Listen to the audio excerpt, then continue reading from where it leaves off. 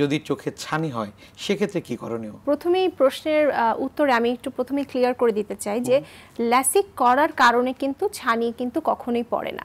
তবে বয়স যেতে যেতে হয়তো বার্ধক্যজনিত কারণে কিন্তু মানুষের ছানি পড়তেই পারে, সেটি খুবই একটি স্বাভাবিক ব্যাপার।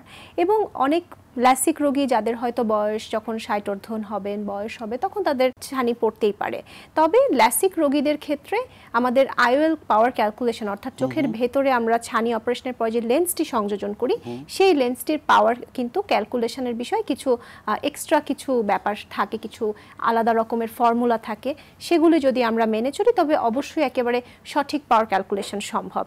তাছাড়া একজন ল্যাসিক রোগীর যদি আমরা ছানি অপারেশন করি সেটি আর বাকি 10টি ছানি অপারেশনের মতোই স্বাভাবিক একটি অপারেশন। অনেকে আসলে জানতে চান যে কোন পেশার মানুষদের জন্য ল্যাসিক সবচেয়ে বেশি উপযোগী। আপনাকে আমি প্রথমেই বলছিলাম যে ল্যাসিক কিন্তু একটি জীবন মানুষকে একেবারে চেঞ্জ করে দিচ্ছে এমন একটি প্রক্রিয়া বা চিকিৎসা। অনেক মানুষ আছেন যারা হয়তো বা সেনাবাহিনীতে যেতে চাচ্ছেন, হয়তো নৌবাহিনীতে যেতে চাচ্ছেন বা আর্ম ফোর্সেসে যেতে চাচ্ছেন, তারা হয়তো প্রাতিষ্ঠানিক পাইলট হতে চাচ্ছেন, কিন্তু তারা হয়তো চশমার পাওয়ারের জন্য যেতে পারছেন না।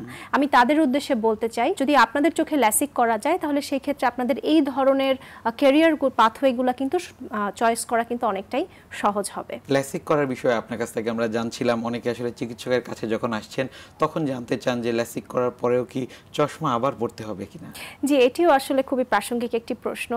আপনি জানেন যে আমরা যখন পাওয়ারটি কারেকশন করে দিচ্ছি, অর্থাৎ সেই চশমার উপর থেকে নির্ভরশীলতা কিন্তু ল্যাসিক করার পরে একেবারেই চলে যাচ্ছে। চশমা আসলে পরার কোনো প্রয়োজনীয়তাই আসলে নেই। কিন্তু বয়স যখন 40 হবে, 40 বছর বয়সে আপনি সব জানেন যে সকলেরই কিন্তু প্রেস বায়োপিয়া বা চালসে, অর্থাৎ কাছে পড়ার একটি চশমা কিন্তু সবারই লাগে।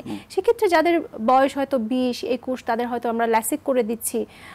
যখন তাদের বয়স 40 হবে তখন তাদের হয়তো কাছে পড়ার একটি চশমা আর বাকি সবার মতনই লাগবে, এতটুকুই। চোখের ছানি এবং ছানি পরবর্তী জটিলতা, এর চিকিৎসায় লেজারের ভূমিকা রয়েছে কিনা? ছানি চিকিৎসার জন্য কিন্তু আমরা লেজার অনেক সময় ব্যবহার করে থাকি, যদিও সেটির ভূমিকা খুবই সামান্য।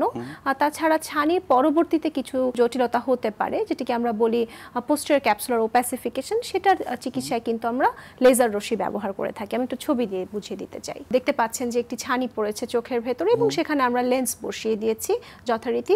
পরের ছবিতে আমরা যাব। আমি যেটা একটু আগে বলছিলাম যে লেজারের সাহায্যেও কিন্তু আমরা ছানি অপারেশনের কিছু স্টেপ বা ছানি অপারেশনের কিছু পর্যায় থাকে, সেগুলো কিন্তু আমরা লেজারের সাহায্যে করতে পারি, যদিও সেটির ভূমিকা আসলে খুবই সামান্য। পরের ছবিতে আমরা যাব। এবং আমি একটু আগে যেটি বলছিলাম যে পোস্টেরিয়র ক্যাপসুলার ওপ্যাসিফিকেশন, কিছু কিছু খুব অল্প সংখ্যক রোগীর ক্ষেত্রে দেখা যায় যে ছানি অপারেশনের পরে লেন্সের পেছনে কিছুটা ময়লা জমতে পারে। সেক্ষেত্রে কিন্তু আমরা লেজার রশ্মি ব্যবহার করে, অর্থাৎ ইয়াগ লেজার ব্যবহার করে কিন্তু আমরা সেই ময়লাটিকে পরিষ্কার করে দিতে পারি এবং খুব তাৎক্ষণিকভাবে কিন্তু রোগী খুব সুন্দর দৃষ্টি নিয়ে বাড়ি ফিরতে পারেন।